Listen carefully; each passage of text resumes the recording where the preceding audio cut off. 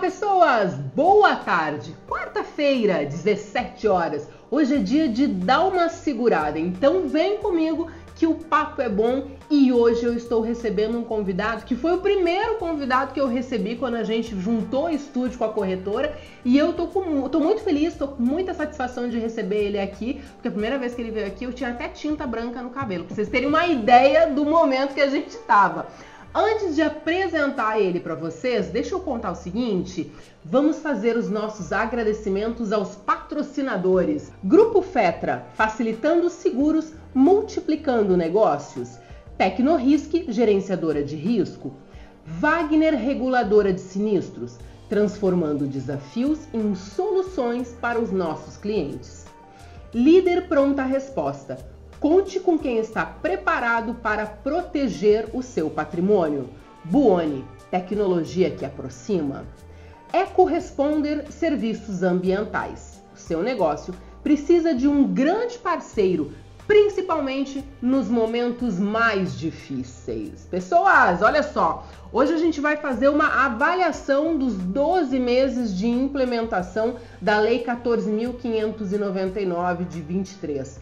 E eu convidei para esse bate-papo Roberto Schmidt, ele que é diretor comercial da Insert Seguros. Roberto, seja muito bem-vindo, muito obrigada por estar aqui. Eu estava comentando aqui na abertura que o dia que você veio a primeira vez, eu estava até com tinta no cabelo, né? O estúdio estava uma zona de guerra. Seja bem-vindo, Muito Roberto. Obrigado pelo convite, muito bom estar aqui com vocês. Realmente o bastidor foi muito engraçado mesmo, a tinta no cabelo, sem falar os pormenores aqui que a gente foi vendo, né? Foi muito legal e foi muito bom também ver a evolução do estúdio, como tá bonito, mais profissional. Obrigada. Parabéns aí, que Deus continue abençoando. Amém, brigadão. Olha só, vamos bater esse papo pra gente falar um pouquinho da Lei 14.599, a gente já bateu um ano dessa lei, e aí vamos falar os desafios, o que a gente percebe ao longo desses 12 anos, vamos falar de todos os personagens da nossa relação aí, mas antes de começarmos, eu queria que você contasse um pouco da tua trajetória profissional, o que você vem realizando, quais os desafios, quais as oportunidades e o que vem pelo futuro aí na Insert Seguros. Legal, Marinha, eu tive a felicidade de fundar a Insert Corretora de Seguros, né? Nós sempre trabalhamos só com seguro de transporte de carga, que é um segmento bem difícil, você conhece bem, com muitas anuâncias, é muito dinâmico também o seguro de transporte, a gente tem que conhecer de seguro, de logística, de tipos de veículo, e aí eu fui me especializando nesse segmento para atender os transportadores, sempre buscando a excelência no atendimento. A gente foi desenvolvendo ferramentas e modelos de negócios para que a gente pudesse atender os clientes com excelência. Quando nós começamos a corretora de seguros, como toda empresa era pequena, nós tínhamos uma penetração e uma estrutura muito simples. Hoje nós estamos entre as 5 maiores corretoras de seguros do Brasil, temos um time de quase 40 funcionários, mais de 800 clientes assegurados a nível nacional. Então, hoje eu posso dizer que aquela estratégia lá atrás de trabalhar só com um tipo de seguro deu muito certo, porque você como corretora sabe, a gente tem possibilidade de vender vários tipos de seguro, aparecem muitas oportunidades para nós, né, porque os transportadores demandam outros tipos de seguros, mas sempre nós trilhamos o caminho de vender só seguro de transporte. E com isso a gente foi, graças a Deus, foi crescendo, desenvolvendo ferramentas. Eu acho que um diferencial importante da Insert é que nós temos 21 coberturas exclusivas, então eu trago bastante coisa de fora do país. Inclusive no próximo mês eu vou para a China também com um grupo de transportadores para conhecer a parte de logística e como que a China consegue se desenvolver e trazer os produtos tão rápido para o Brasil, porque isso é um mistério, né? Você compra as coisas, sim, passa super rápido. Está cada vez mais rápido, acho que, sei lá, vai ter um tempo de demorar dias para que os produtos cheguem. E aí essa experiência profissional aliada a esse amor, esse carinho que eu tenho com o seguro de transporte faz com que a gente consiga desenvolver novos produtos, né?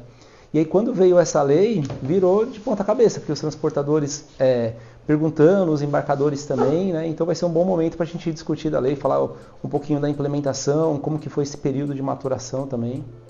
Olha só, vamos retroceder um pouquinho, porque tem pessoas que estão nos assistindo, que não acompanharam, né, todo esse procedimento da lei, toda a implantação da lei. Então a gente começa o nosso bate-papo Bom, e vamos nos ater na parte do seguro, né? Porque a lei Sim. tem uma parte toxicológica, enfim, mas a nossa área mesmo é o seguro.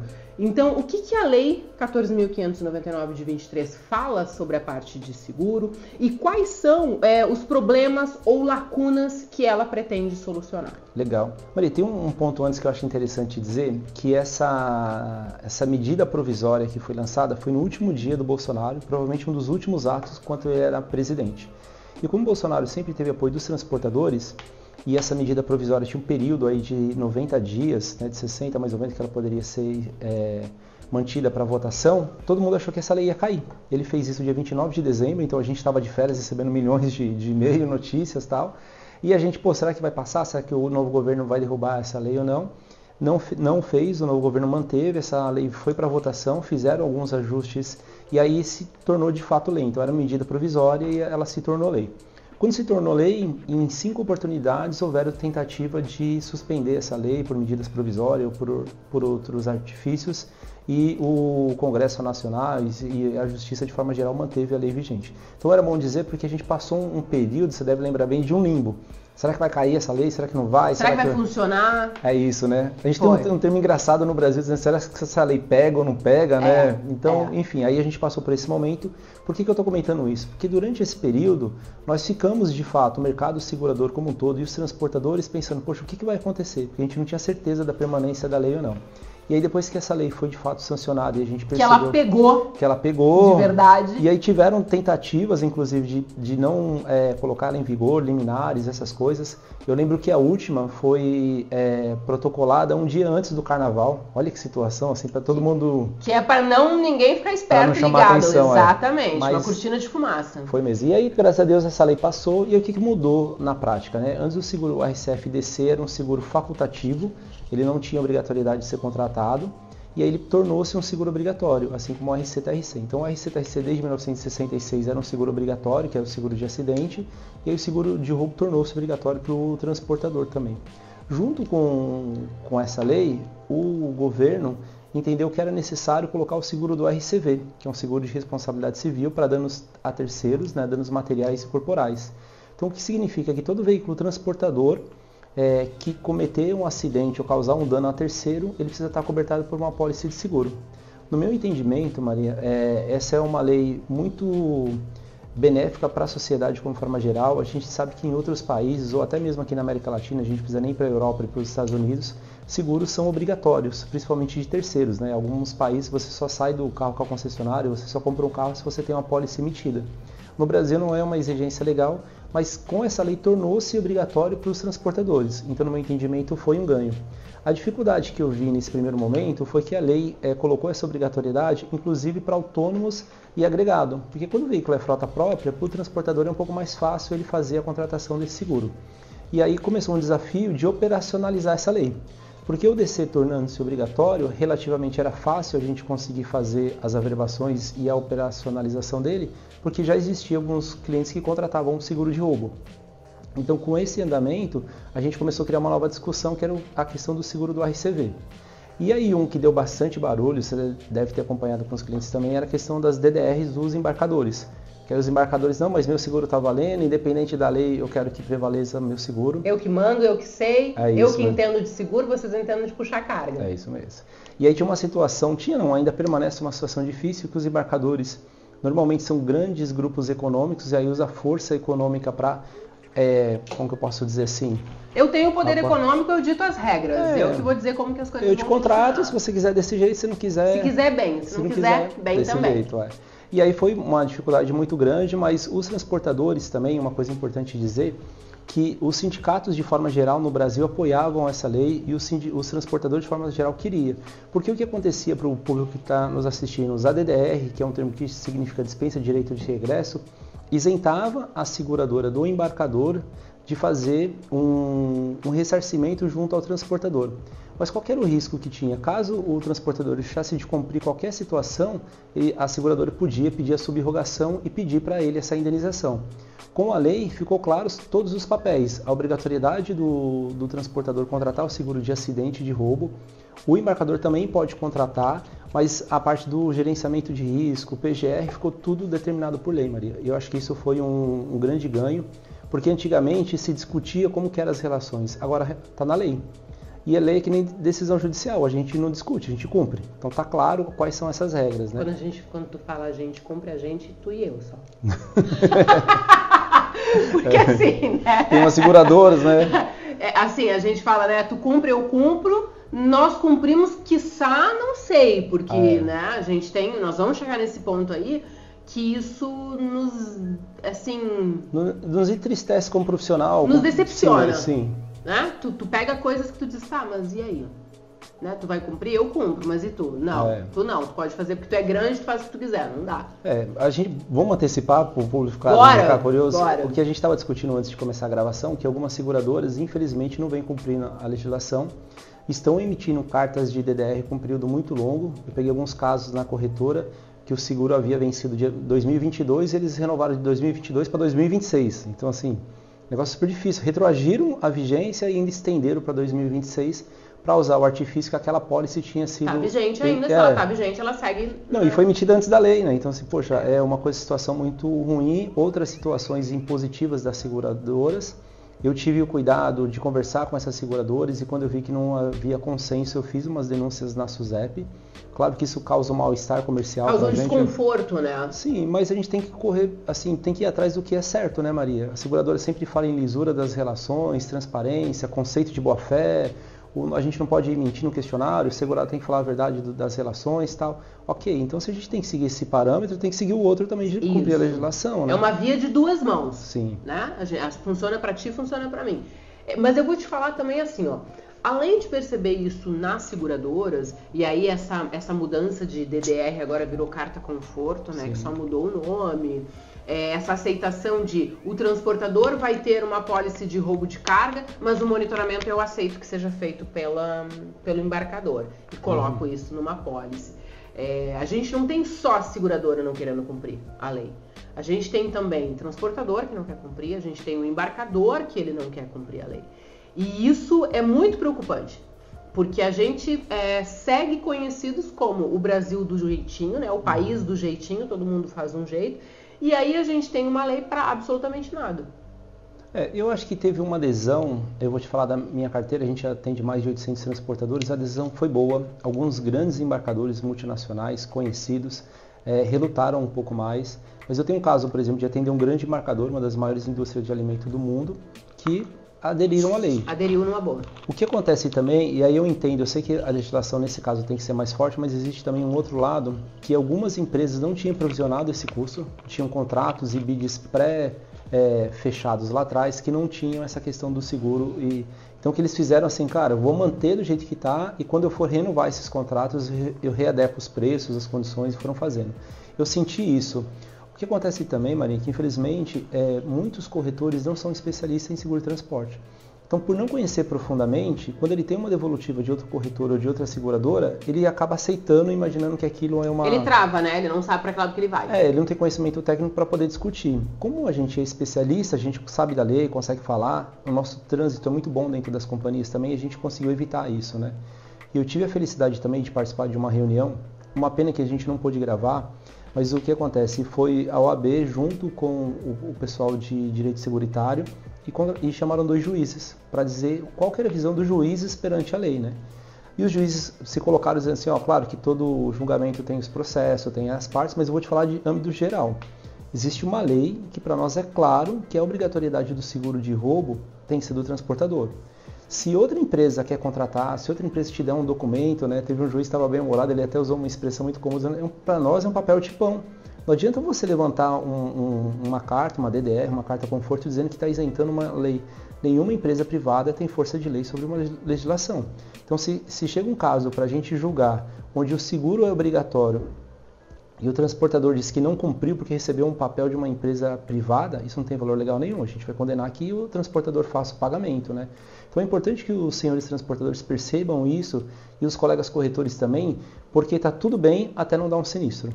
E eu vou te falar, Maria, nós já tivemos casos, até fiz uma publicação no LinkedIn, foi a publicação que nós tivemos mais visualização e interações. Com 4 meses de lei, nós tínhamos tido 3 sinistros com DDR que a seguradora pediu para abrir na pólice do transportador. E aí uma delas eu participei da reunião, que foi muito interessante, que assim, o transportador muito bem relacionado com o embarcador, uma relação de longo prazo e tal. Foi uma reunião online, né? O transportador entrou o embarcador entrou na reunião e tal. Falou, cara, eu não estou entendendo o motivo dessa reunião. Vocês não são obrigados a ter o seguro? Você teve sinistro, vocês têm que abrir na pólice de vocês.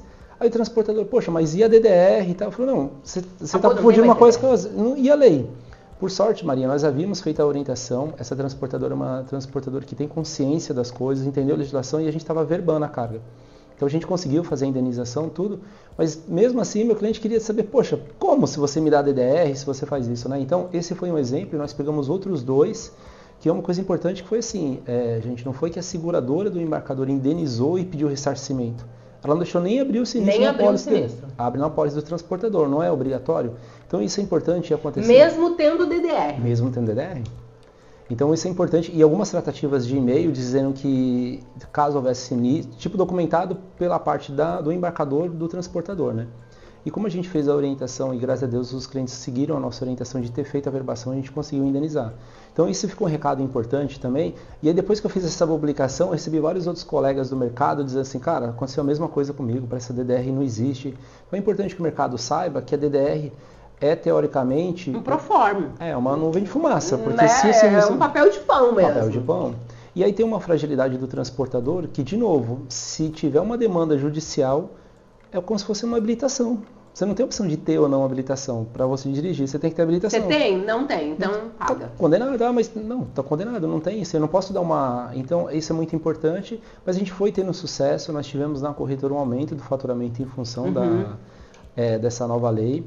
Tivemos muito trabalho também, às vezes, para fazer convencimento de algumas coisas, porque a lei ela pede que o DC ele tornou-se um seguro obrigatório e compulsório, ou seja, tem que verbar tudo. Sim. Porque tem alguns clientes que não querem verbar tudo, né? Essa mercadoria não é o verbo que eu quero. Essa mercadoria não tem risco, tal. De fato, a gente tem algumas mercadorias com exposição menores, mas conseguiu fazer. O que eu noto também, Maria, que eu não entendo bem a postura da seguradora, que vamos imaginar o seguinte, independente se o prêmio vem da apólice do embarcador ou do transportador, a seguradora recebe esse prêmio. Sim. Você concorda? Ela não perdeu nada. O que eu vejo que tem uma pressão muito grande são das corretoras multinacionais, que têm como preferência atender embarcadores, que são também grandes empresas, e essas empresas multinacionais apertam as seguradoras para que aceitem as DDRs.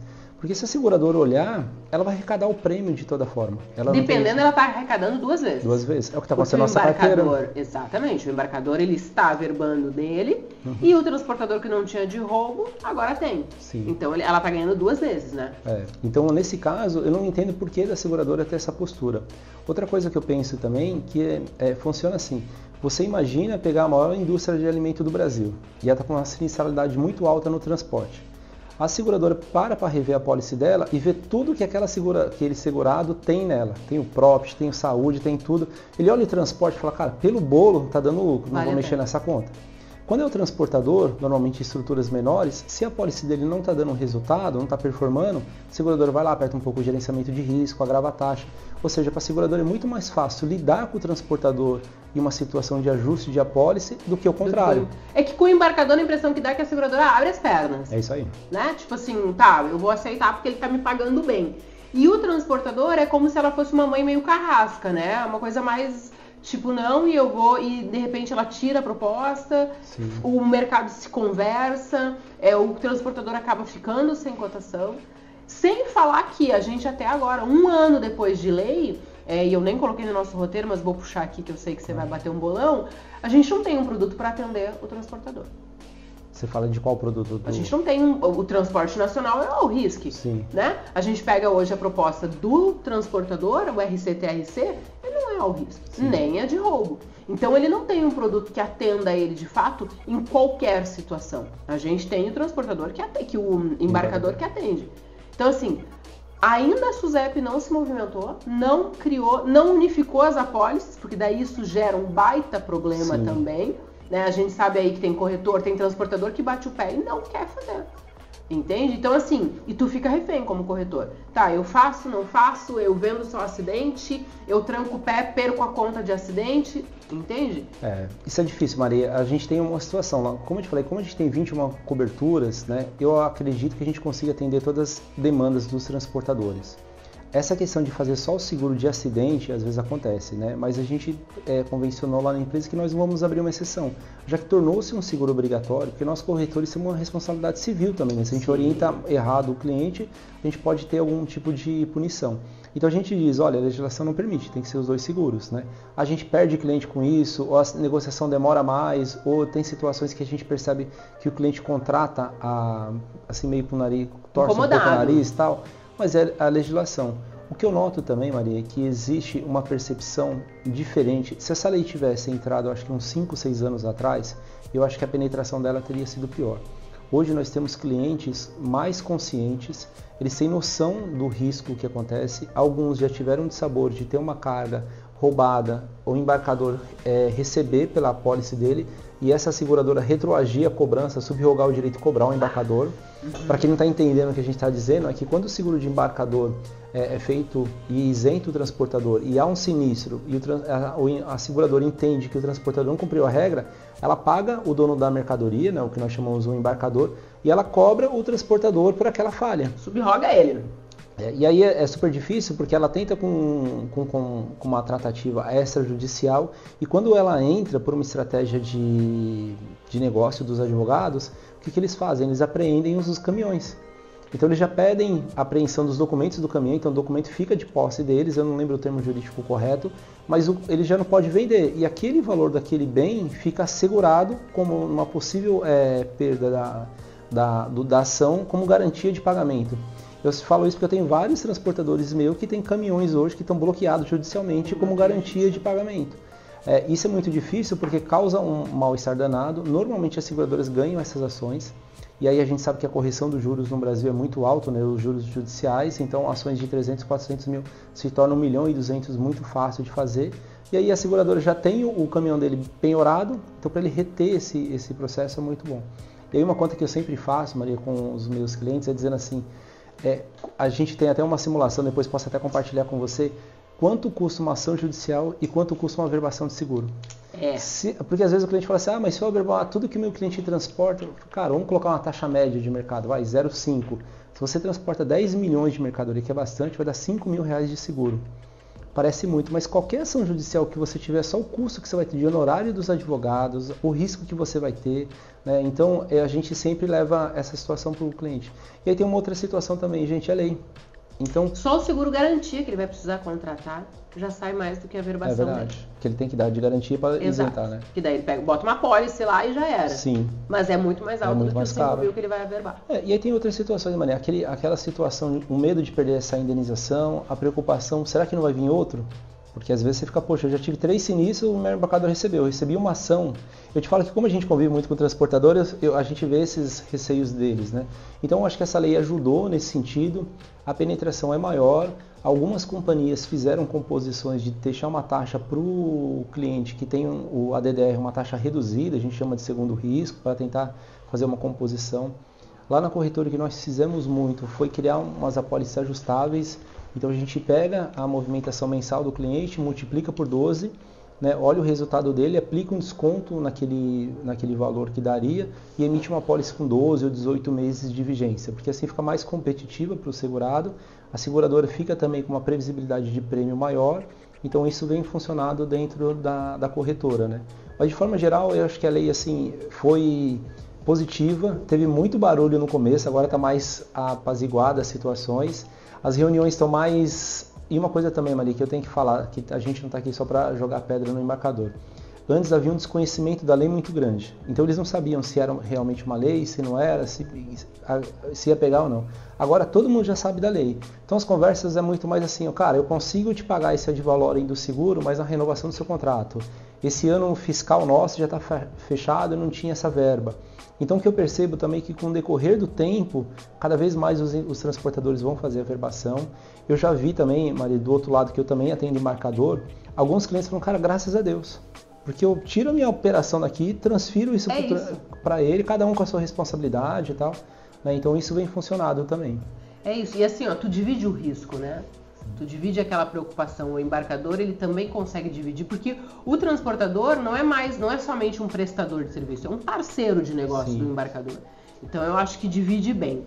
Olha só, após um ano da implementação, quais foram os impactos mais significativos que tu observou até agora? Assim?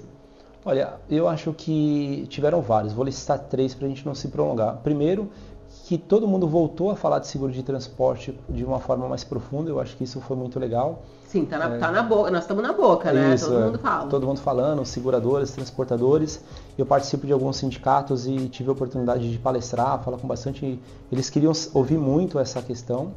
O segundo ponto, que com a abertura do RCV, eu acredito que a dificuldade que os transportadores tinham de fazer seguro para a frota vai diminuir, porque o conceito de seguro é mutualismo. Então, quanto mais pessoas fizerem o seguro, a tendência é que diminua o preço e fique mais acessível para todo mundo, né?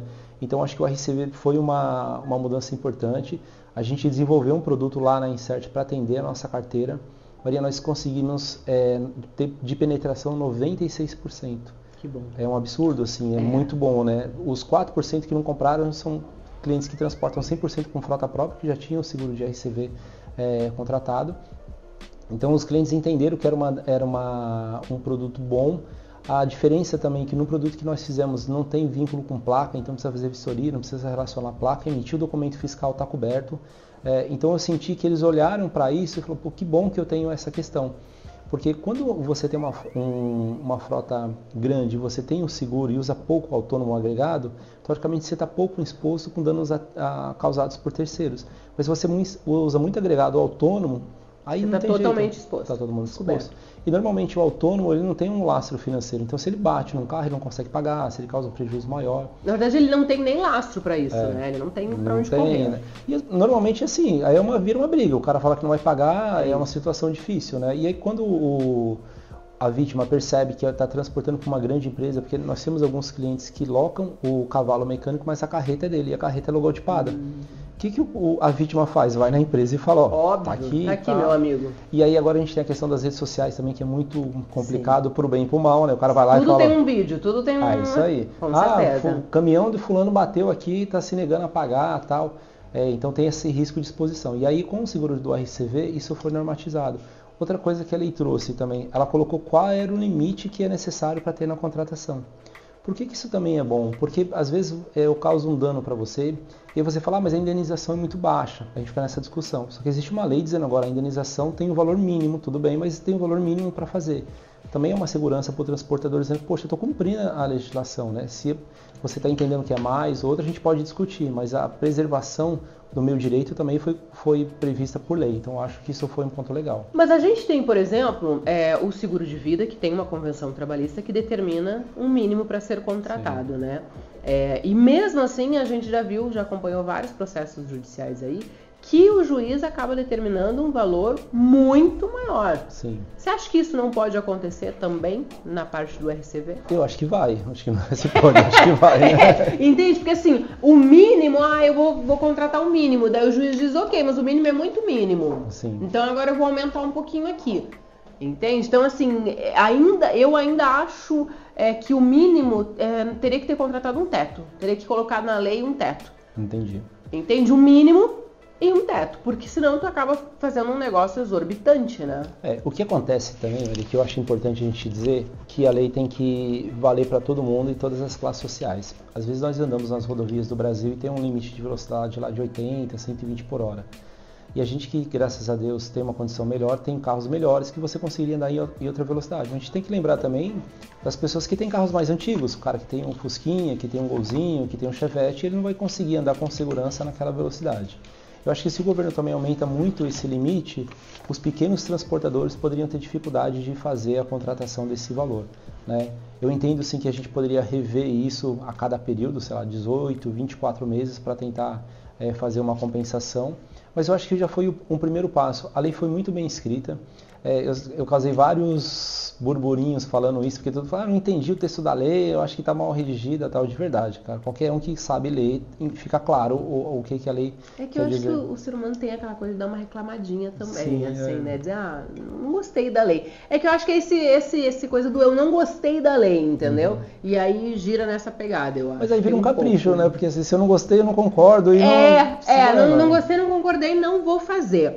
Olha só, tu consegue citar alguns casos de sucesso que demonstram a eficácia da Lei 14.599? Ah, sim. Antes de você responder, a gente vai para um breve intervalo, não sai daí.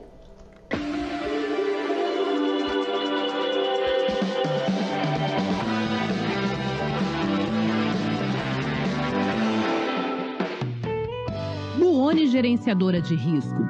Tecnologia que transforma. Patrocinadora oficial do podcast Dá Uma Segurada. Fale com um especialista através do site www.buoni.com.br.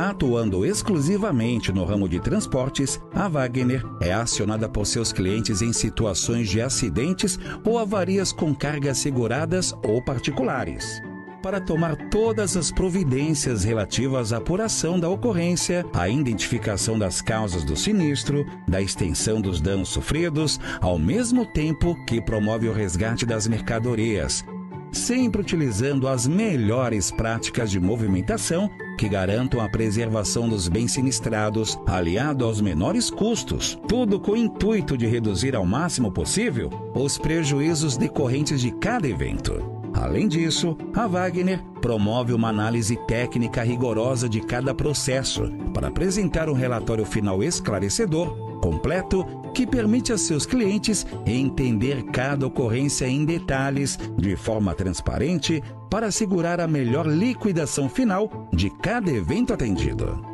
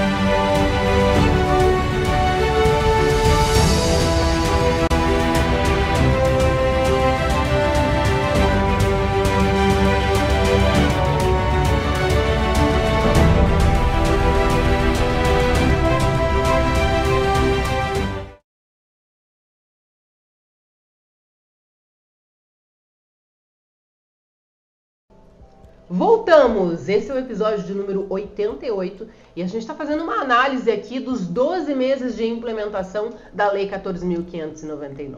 O meu convidado de hoje é Roberto Schmidt, ele que é diretor comercial da Insert Seguros e que vem trazendo muitas mudanças lá na corretora e vem trazendo pra gente esse papo e essa análise, e a gente está conversando aqui.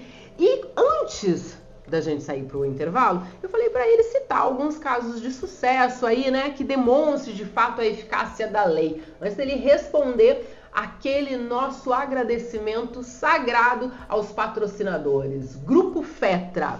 E aí a gente fala facilitando seguros, multiplicando negócios. Tecnorisk, gerenciadora de risco. Wagner, reguladora de sinistros, transformando desafios em soluções para os nossos clientes. Líder Pronta Resposta. Conte com quem está preparado para proteger o seu patrimônio.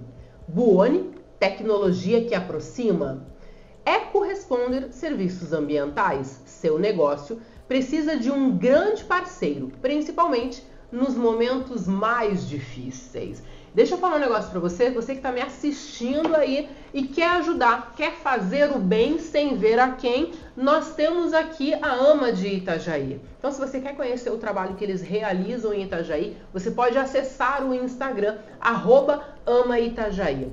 Maria, eu quero ajudar com uma quantia financeira, tem um QR Code que está aparecendo na tela, tu vai virar o teu celular para esse QR Code, já clica, vai cair direto na conta bancária da AMA de Itajaí. Maria, não tenho dinheiro, mas tenho, sei lá, produto de limpeza, tenho roupas, brinquedos. Cara, posso ajudar de alguma forma? Vai entrar direto no Instagram, @AmaItajaí, chama a Letícia, chama o presidente, chama eles para conversar e faz a tua doação, tá? Maria, não posso doar muito, vai doar o que o seu coração mandar, beleza? E se você ainda não segue a gente no YouTube, @podcast Dá Uma Segurada, e nós estamos também no Instagram, tá legal? Roberto, agora sim, agora a gente vai falar aí se você tem alguns casos de sucesso, né? Que a gente consegue mostrar essa eficácia, que de fato a lei está sendo usada de forma 100%, pelo menos na parte do seguro. Sim, nós tivemos um caso de DDR, que o cliente tinha a DDR, mas com a entrada da lei a gente orientou o transportador para fazer as averbações. E ele seguiu a nossa sugestão, teve um sinistro, e aí o embarcador falou para abrir na apólice dele, e aí por sorte ele tinha averbado, estava tudo correto, a gente conseguiu fazer a indenização. E esse caso foi importante também, Maria, porque assim, o valor era expressivo, era R$720 mil de indenização, e ele havia acabado de renovar o contrato com o embarcador. Então foi, sei lá, nos primeiros 40 dias de operação, de uma operação nova que ele havia ganho, e ele teve o sinistro, infelizmente, e a gente conseguiu indenizar em tempo rápido. Isso fortaleceu muito a parceria, ele até conseguiu ampliar os negócios. Então esse foi um caso legal. Dos dois, um lado positivo e negativo. O positivo pela indenização e o negativo pelo embarcador ter no contrato de prestação de serviço dele, dizendo que a apólice de seguro era por conta dele. No primeiro evento que deu, ele já tirou o contrato de lado e usou a legislação que está a favor dele. Não honrou o fio do bigode. Não honrou o fio do bigode. Falou, você tem que ter seguro, a gente vai abrir. Então o segurado tinha feito a composição de custo com o seguro e a gente conseguiu fazer a indenização. Nós tivemos um outro caso também que foi a utilização do RCV, que o nosso cliente contratou um terceiro, esse terceiro foi fazer uma manobra na rotatória e veio um rapaz com uma velocidade um pouco superior ao ideal e entrou no meio da carreta. E mesmo ele sendo causador, ele alegou que tinha sido vítima, porque a carreta estava fazendo um contorno em cima da rotatória e tal. Não sei se é rotatória aqui no Sul usa essa mesma expressão, porque eu acho que o Brasil todo tem nomes diferentes, né? E aí o que aconteceu? Esse motorista, ele saiu, fez exatamente o que você falou, começou a filmar o nome da transportadora e marcou ela, dizendo que tinha sido sofrido uma vítima e tal. E como a mercadoria estava carregada e a gente tinha a contratação do seguro de RCV, a gente achou por bem fazer a indenização para evitar uma exposição maior para o cliente, né? Isso foi legal também porque foi a primeira vez que a gente lidou com uma pessoa física dentro da corretora. Porque como eu atendo só empresas, quando tem sinistro de transporte, você só fala com pessoa jurídica, só, né? CNPJ. Então até o nosso time de sinistro falou, pô, é diferente, que agora você está falando com pessoa física, né? É diferente. É importante dizer assim, os colegas corretores que nos assistem, a gente só trabalha com pessoa jurídica, então nossas relações são muito institucionais, são de empresa para empresa. E a pessoa física traz o calor, né? O cara, pô, preciso arrumar meu carro logo. Tá na emoção, tá no passional, né? Mesmo que ele tenha agido de má fé, que é o que configura aqui, e assim, ele fez o uso da rede social para se garantir, né? Que nem a gente fala que filhote, né? Ele foi o que berrou mais, foi o que mamou mais, né? É ruim, mas funciona. Tu coloca o produto e paga e encerra o assunto. Né? E teve uma situação também que foi até um bate-papo que nós tivemos. Pelo boletim de ocorrência feito pelo policial, ficava em dúvida. Então a gente imaginou, pô, se isso gera uma demanda judicial, se isso causa um problema, é melhor a gente pagar. Não foi um valor também muito alto. E também para nós foi importante, aí eu tenho que ser transparente também, que foi uma forma da gente, como insert, dizer, tá vendo aquilo que eu te falo tanto? Tá vendo aquilo que eu falo para ti? Tá vendo como acontece? E assim, né, eu vou trazer um advogado aqui, hoje eu estava conversando com ele, e a gente vai falar exatamente sobre isso, né? Como as empresas precisam se blindar para esse tipo de situação.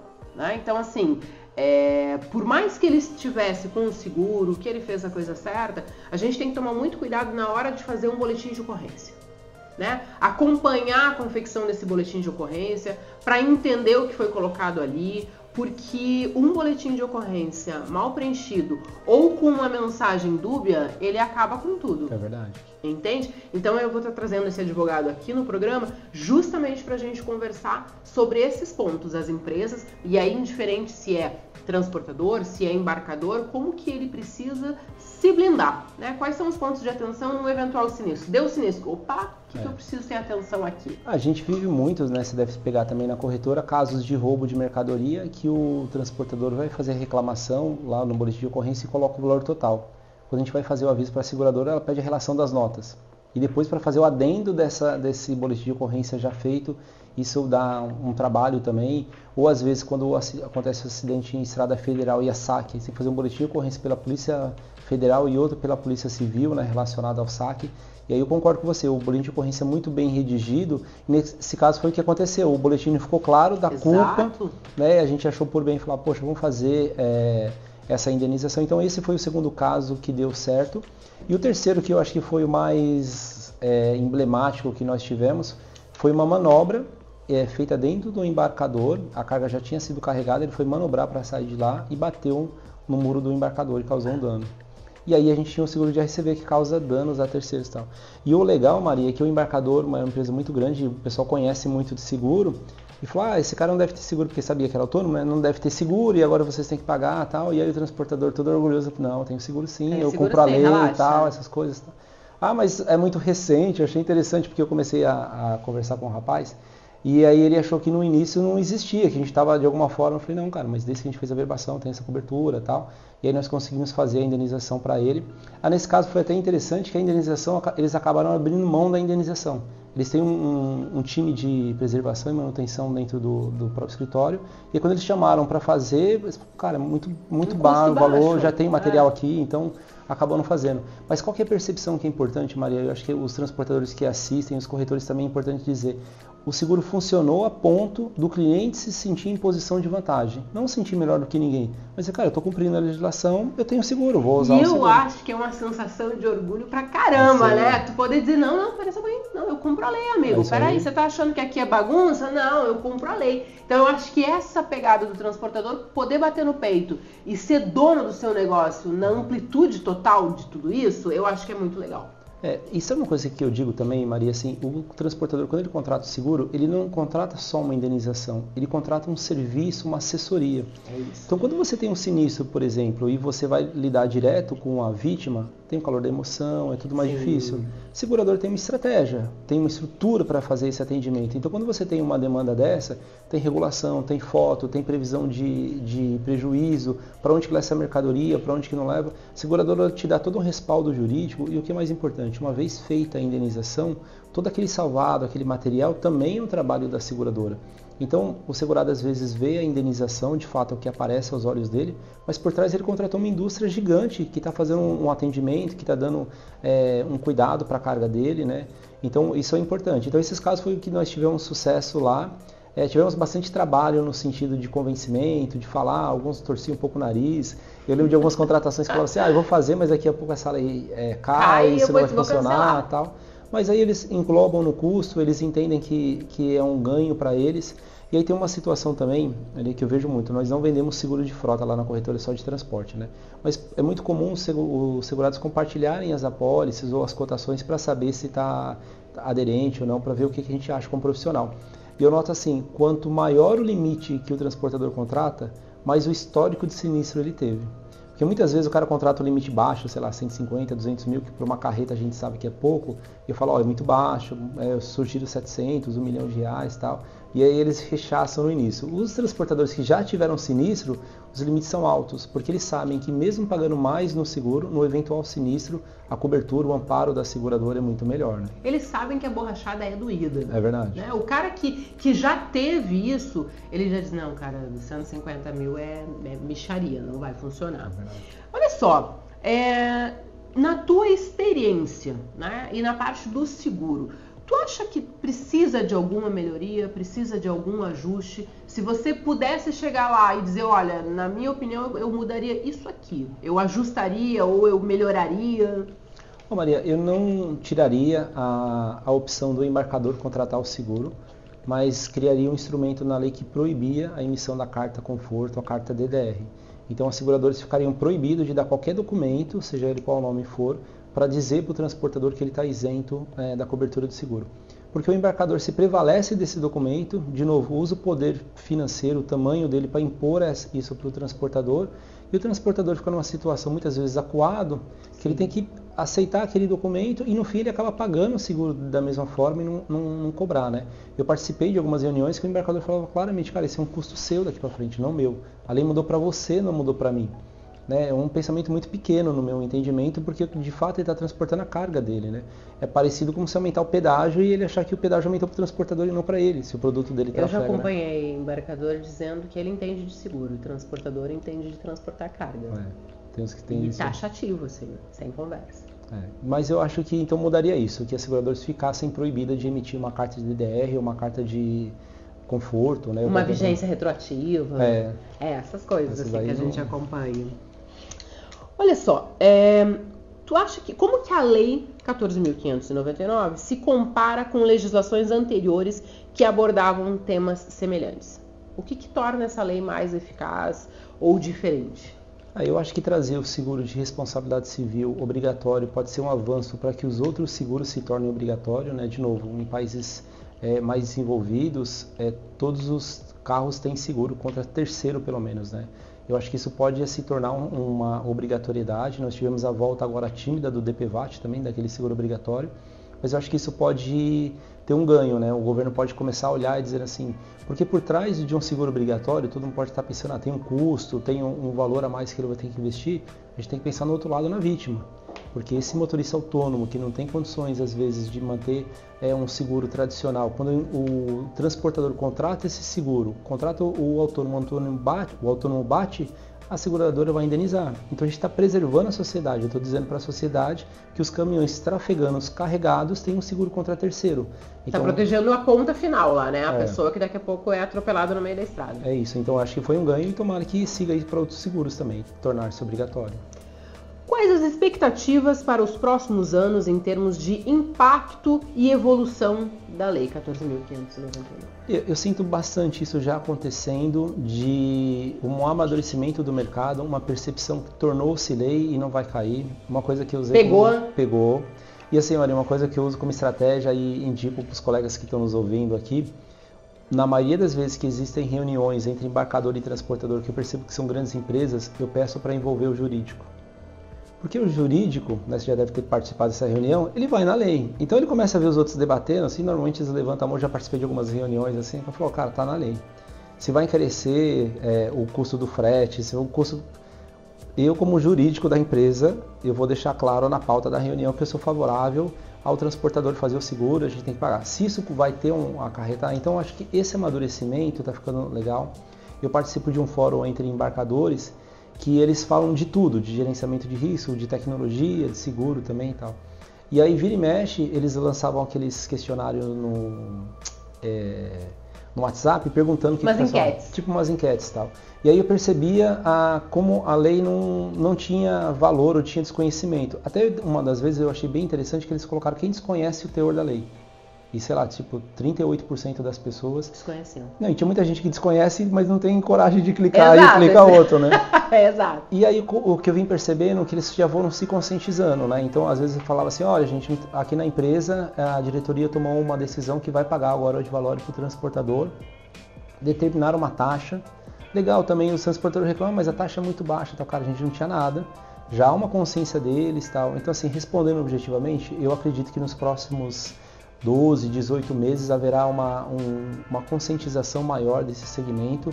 Eu acho que a chance de grandes empresas continuarem fazendo o seguro imputando para o transportador, eu acho que vai diminuir, Maria.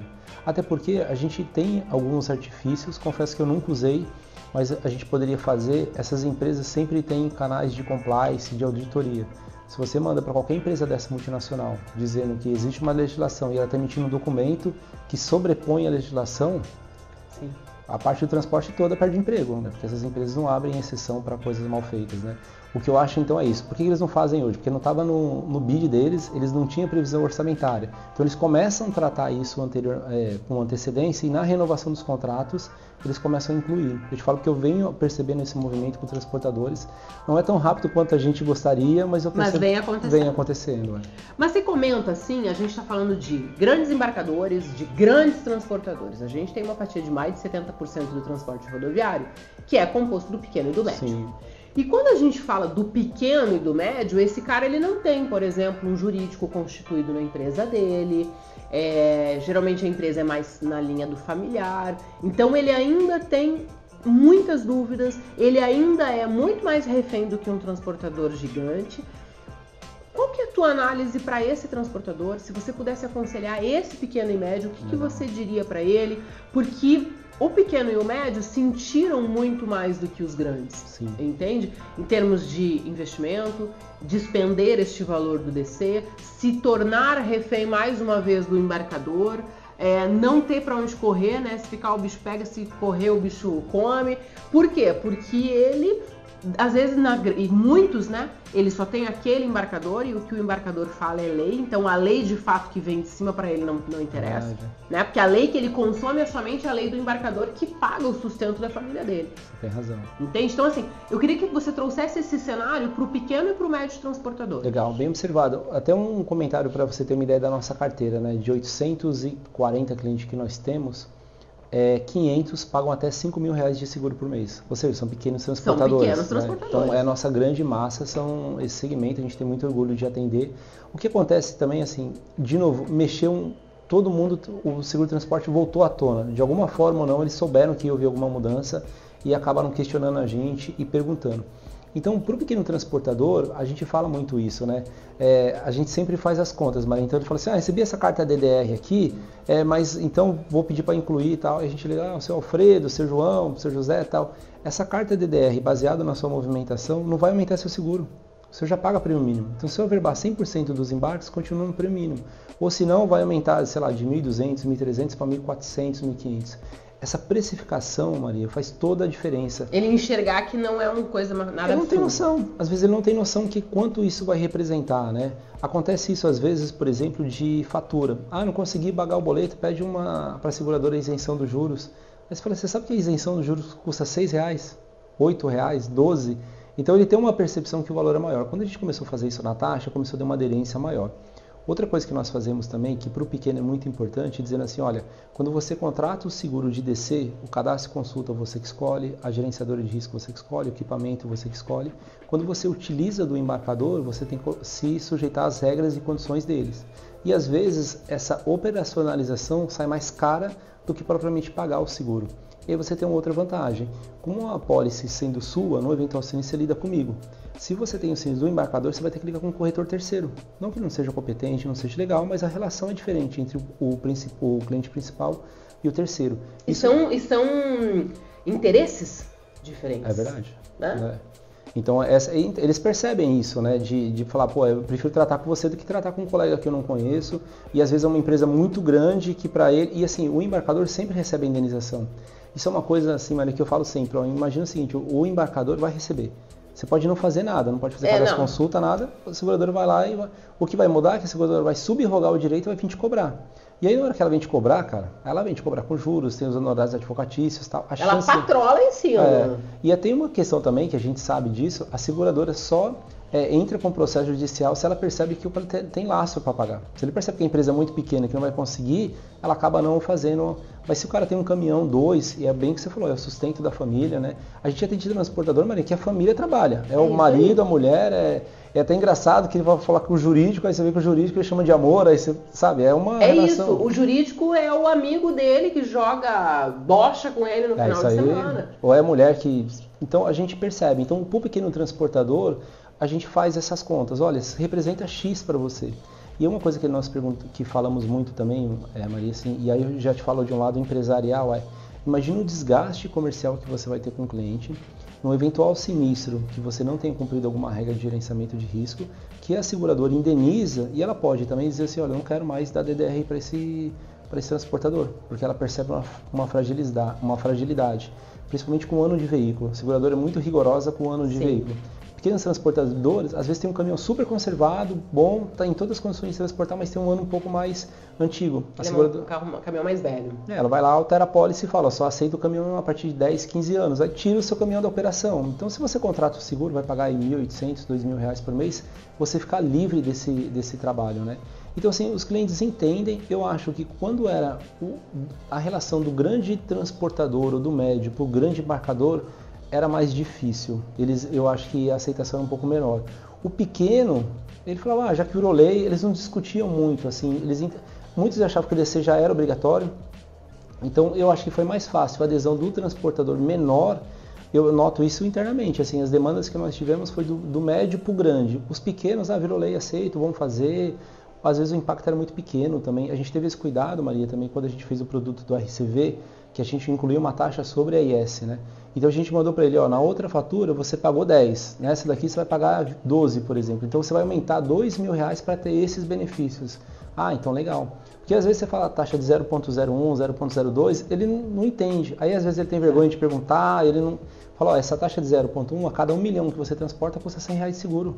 Ele, só R$100? Eu falei, só R$100. Então isso fica fácil também para a gente conseguir fazer, né? Então assim, do pequeno deu menos trabalho do que para o maior. O maior foi um pouco mais delicado, eles se batiam um pouco mais.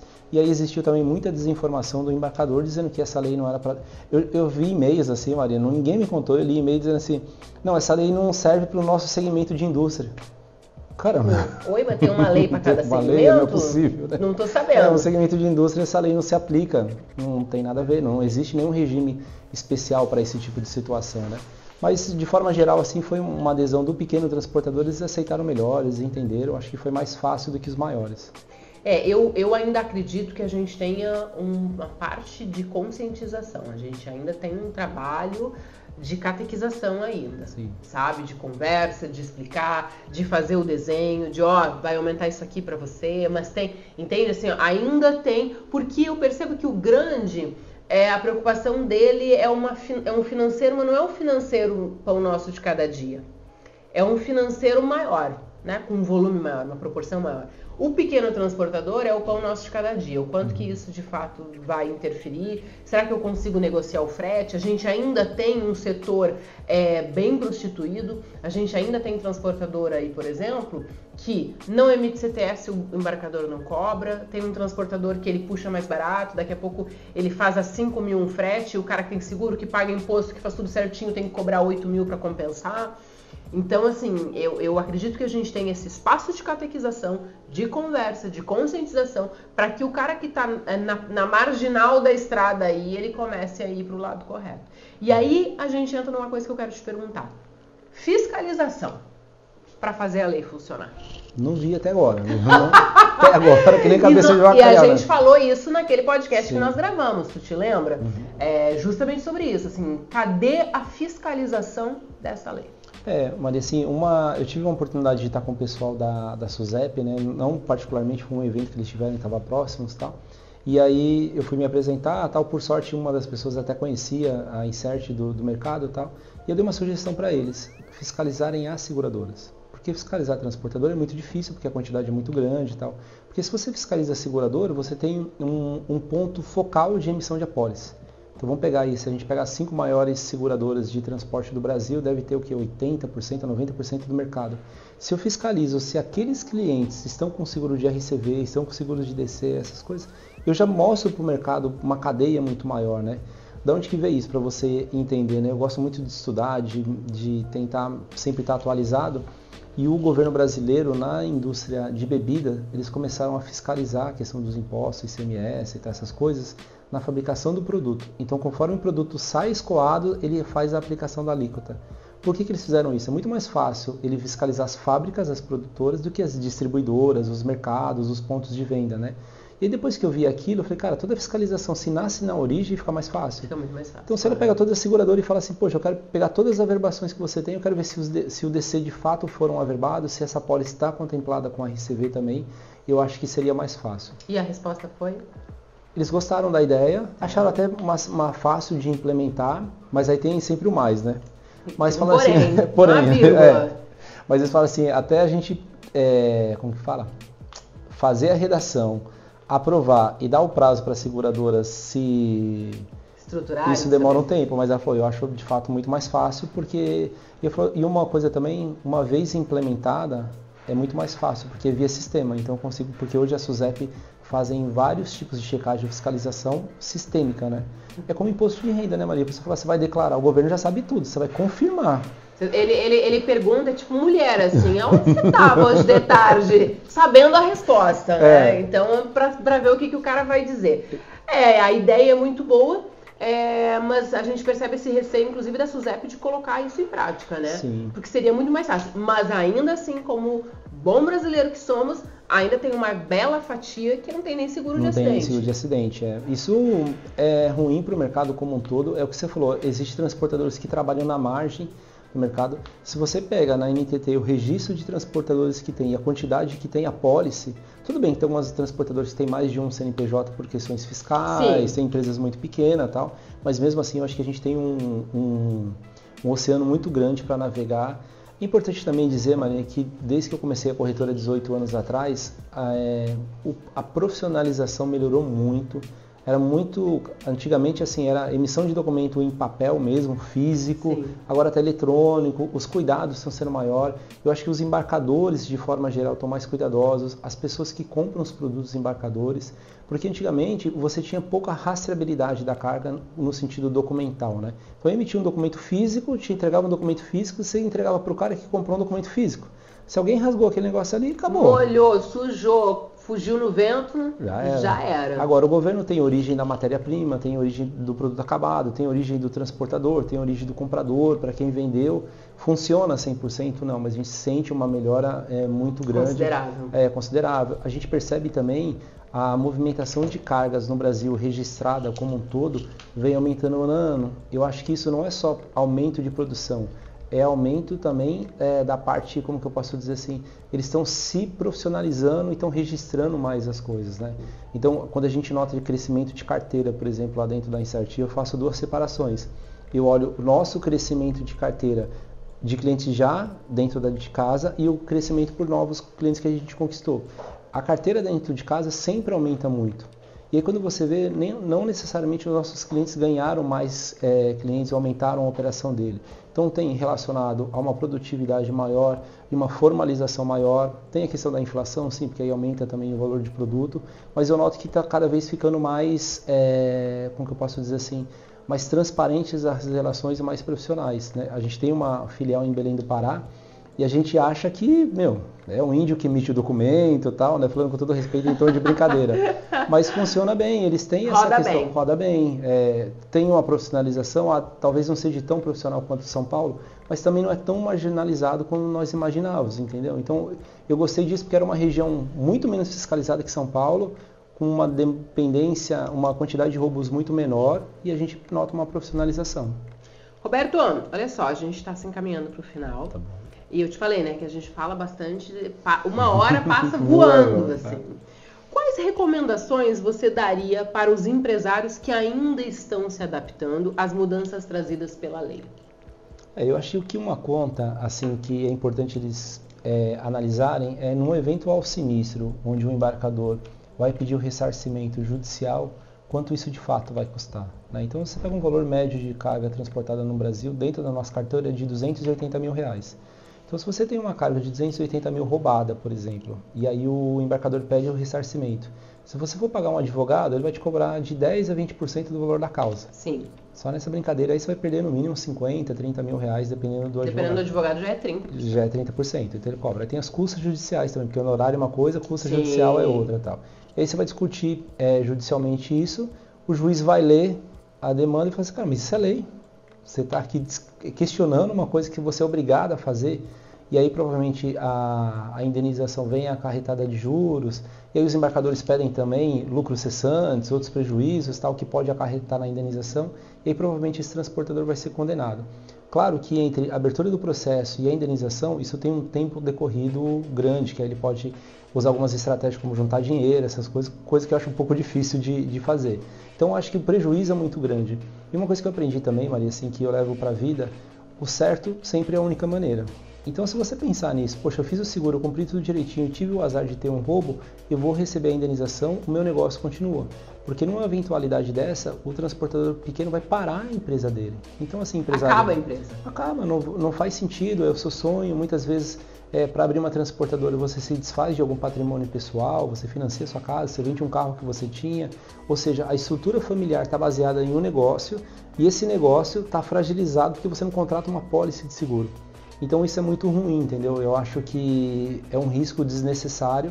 O seguro não é um seguro proibitivo também, uma coisa que eu sempre falo isso para os meus clientes, é diferente se você pega alguns ramos de seguro de automóvel, por exemplo, tem preços proporcionalmente muito maiores que o seguro de transporte. Só que o seguro de automóvel está tão na cultura do transportador que ele faz e acaba não fazendo de transporte, né? Então, eu lembro, eu fiz uma palestra uma vez na faculdade e era um pessoal que estava estudando logística, né?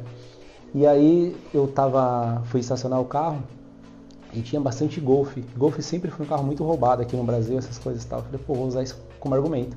Aí eu perguntei assim, do seguro, coloquei as taxas do seguro média, vocês acham caro ou barato? Aí o pessoal levantou a mão, a maioria achou caro, né? E aí eu coloquei o preço do Golf na época, que eu não lembro, mas vou colocar o número de hoje, 100 mil reais, com uma taxa de X, assim, e o seguro do Golf?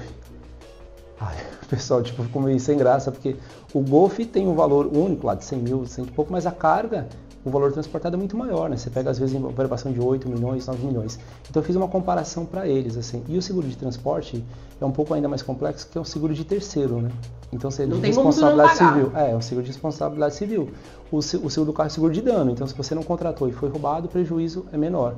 Então não faz sentido não contratar o seguro, é uma exigência também para grandes embarcadores. Então você não vai conseguir crescer a sua empresa, não vai entrar grandes embarcadores se você não tiver seguro. Né? É um pré-condição para você entrar nesses grandes embarcadores.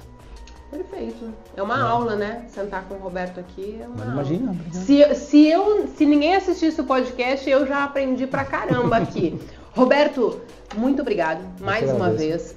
Eu gosto muito quando tu vem, a gente aprende muito. Eu acho que todo esse know-how, toda essa informação que você passa pro transportador e pro embarcador, isso aqui não tem preço, é muito válido. Legal. Tá? Muito, muito obrigada. Volte sempre. Tá bom, sempre.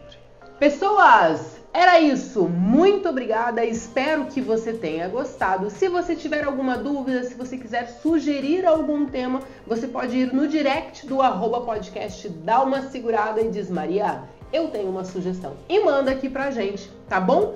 Fiquem bem, fiquem com Deus e até a próxima. Beijo, tchau!